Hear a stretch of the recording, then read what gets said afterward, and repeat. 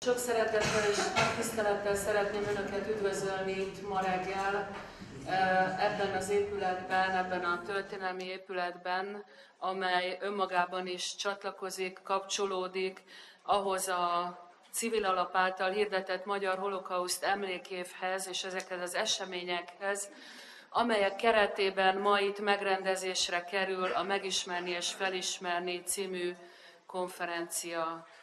Ez a konferencia, mint majd látni fogják, megemlékezés, tiszteletadás, tudományos konferencia is egyben.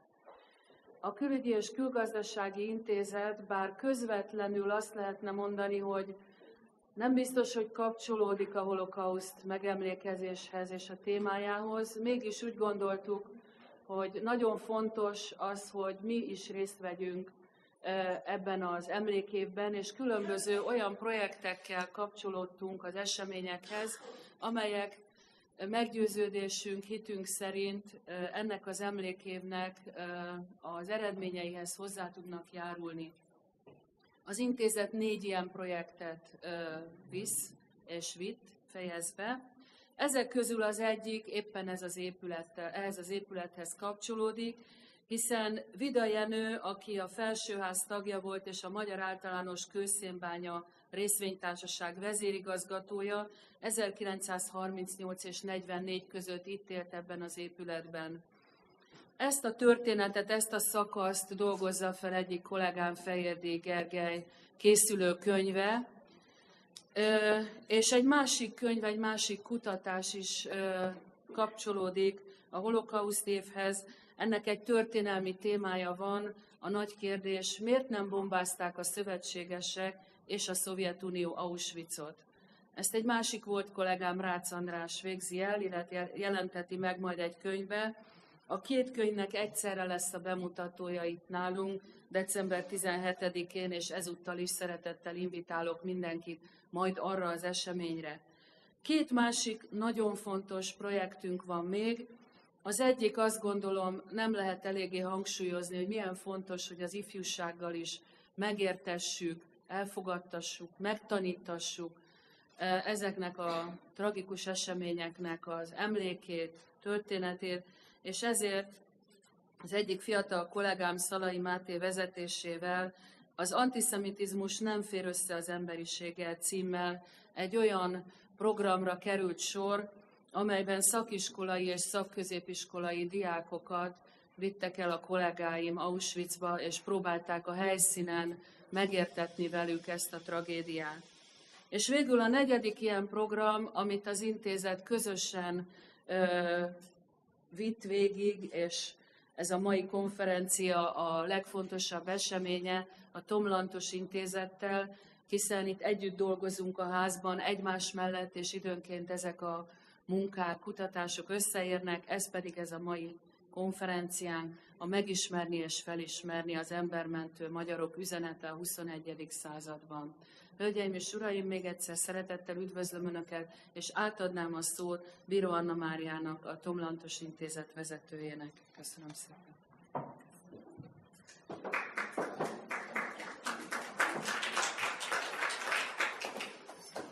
Köszönöm szépen. Üdvözlöm a nagykövet urat, aki a rövid felvezető után fogja köszönteni Önöket. Üdvözlöm Önöket, szeretném megköszönni, hogy megtisztelnek jelenlétükkel, és szeretném megköszönni az előadóknak is, hogy elfogadták a meghívást erre a számunkra nagyon fontos konferenciára. Ahogy Erzsébet is megtette, én is szeretném elhelyezni ezt a konferenciát a Tom Lantos Intézet tevékenységeinek kontextusában. A Tom Lantos Intézet egy 3-as mandátummal dolgozik.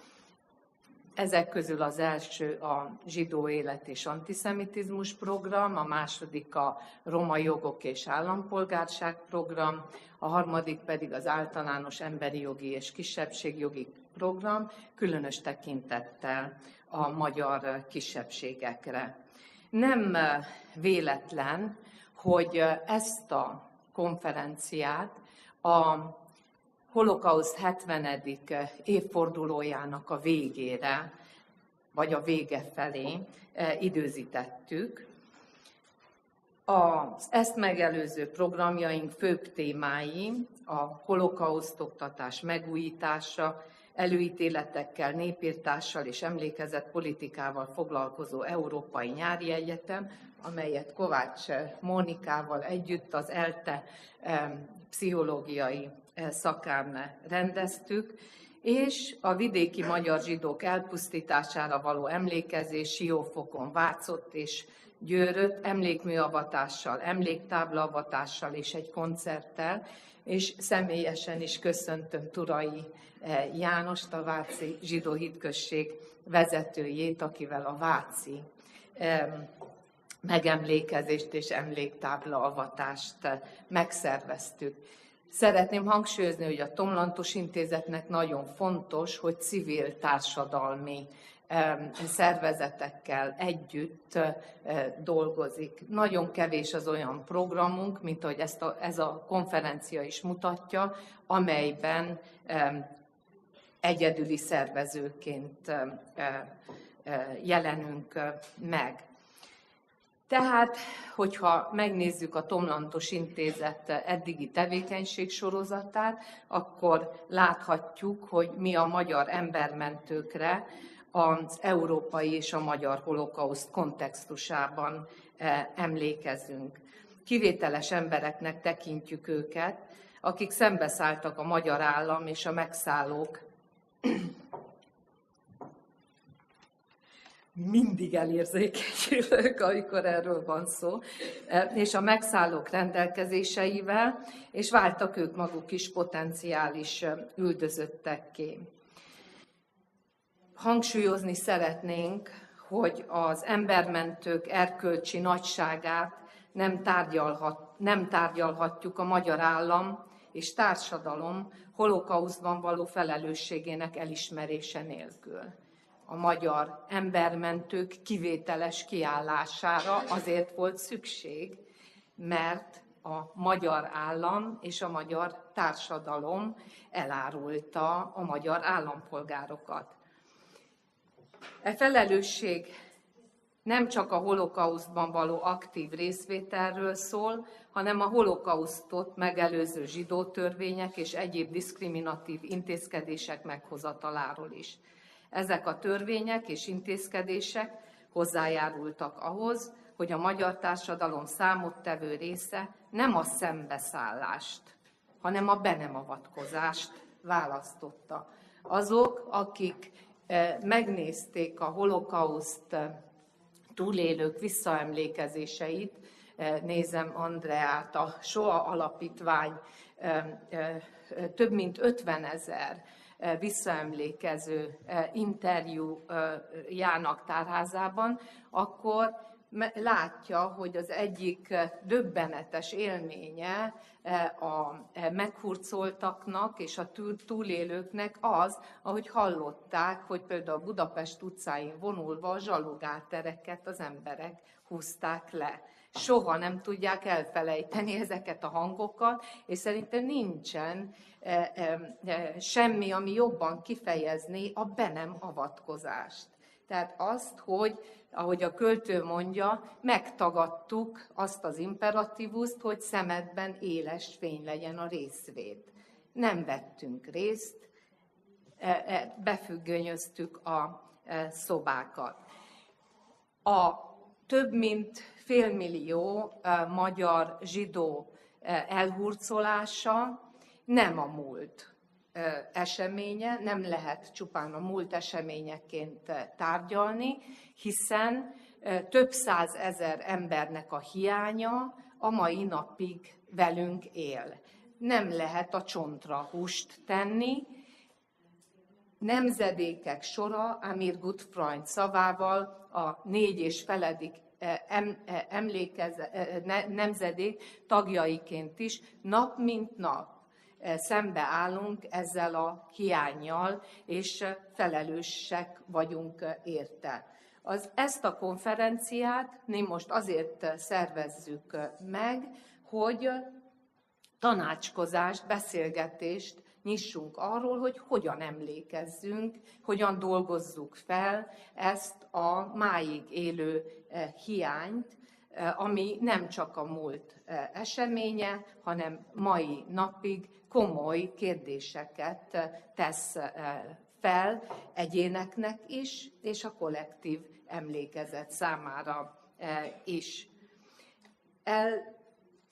Elvárjuk, vagy gondoljuk, hogy ez a konferencia, ez a beszélgetés, amely egy 40 perces előadásban, és utána egy 20 perces vitában, kérdés-feleletben strukturálódik, hogy támpontokat fog nekünk nyújtani ehhez a nagyon komoly és megrázó feladathoz.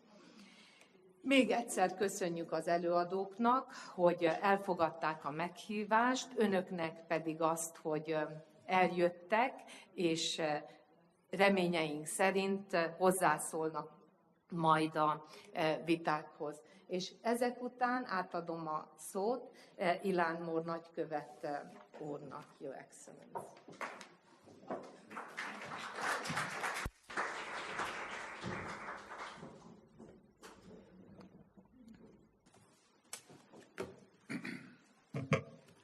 Jó napot kívánok, hölgyeim és uraim! Dr. Bíró, Dr. Rózsa, ladies and gentlemen, colleagues, friends, I see many familiar faces here. I'm very happy to be here today. I'm honored actually to be part of this very important conference organized by the Tom Lantos Institute in collaboration with this Institute of Foreign Relations. Yes, the year 2014 is about to come to an end, a year which has been characterized by the 70th anniversary of the Holocaust here in Hungary. Many events have been taking place throughout the country, and in spite of very interesting situation between the Jewish community and the government, in spite of misunderstandings and conflicts, I would like to say that when one looks at the number of events and where the events took place, one could be only satisfied. One cannot be happy about it, but satisfied. And one can also come to the idea that one of the main goals of this year, namely to bring the issue of Holocaust and the responsibility of the Hungarian government and the Hungarian people for it, has come forward, a step forward, and became part of the reality in this country, whether we like it or not. Today, we are going to talk about the rescuer. And I would like to share with you, ladies and gentlemen, my observation, my personal observation regarding this issue. Part of this conference, or the main aim of this conference, is to focus on those exceptional individuals, and I read now from the booklet, who had the moral strength and courage to stand against this injustice and save lives. Again, I would like to share with you my perspective and how I see it from a perspective of an Israeli, a diplomat, and of course as a Jewish person. The Shoah was a watershed event in human history. Nothing afterwards has ever been the same again. A very dangerous red line was crossed, and humanity was shown at its worst. We have an obligation, indeed, to ourselves and to posterity to remember this terrible event as a lesson and also as a warning. All the ceremonies aimed at remembering the Shoah clarify and bluster the feeling of shame, responsibility, and guilt in those who stood on the sideline, looked the other way and did nothing. Not every country or society is ready to confront these feelings. And in Hungary, in this year, one could say that the society has stood up to challenge this very important issue of remembering the Shoah.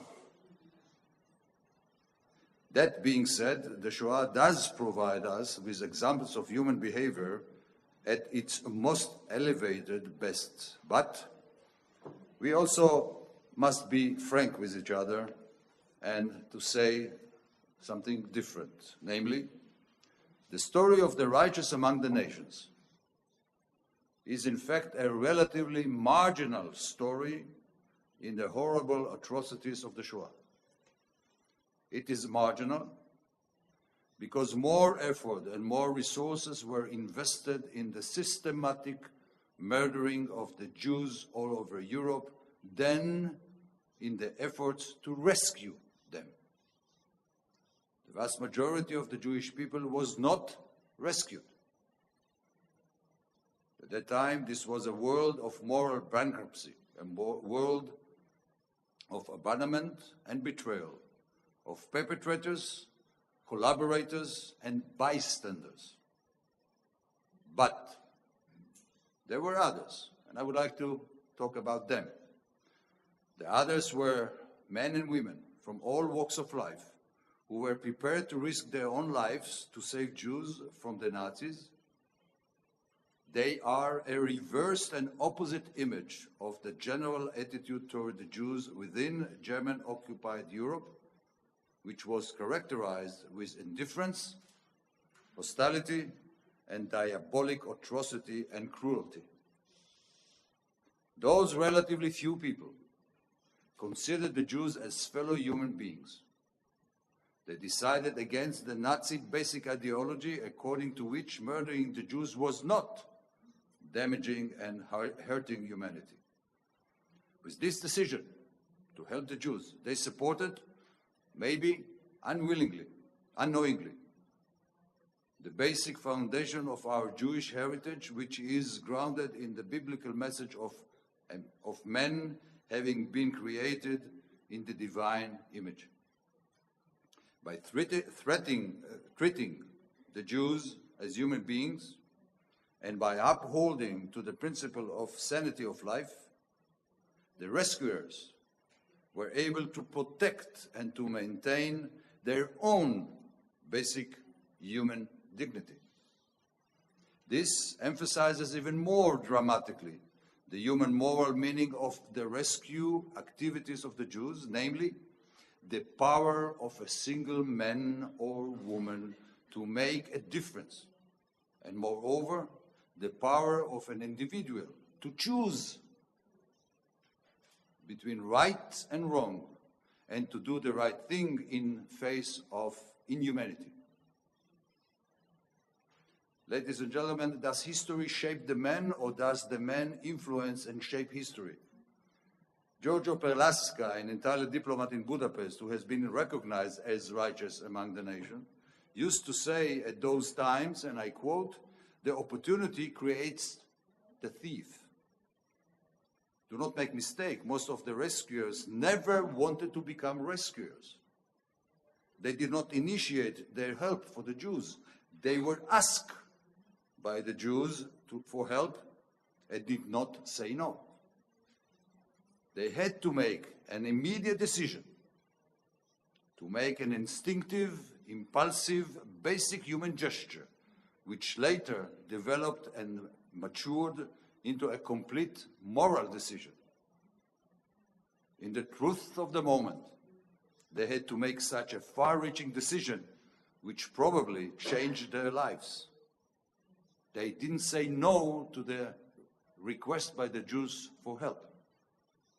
Nothing prepared them for the new role as a savior. They were not ready for this. The combination of a rescuer and a victim created very complicated situations for the rescuers.